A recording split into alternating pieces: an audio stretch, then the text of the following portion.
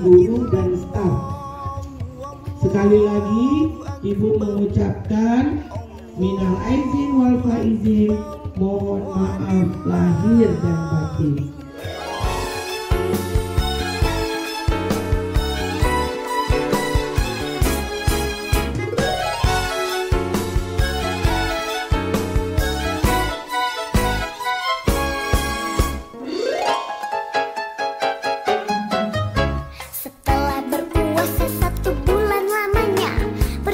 Fitrah menurut perintah agama, kini pun tak beridul fitri berbahagia. Mari kita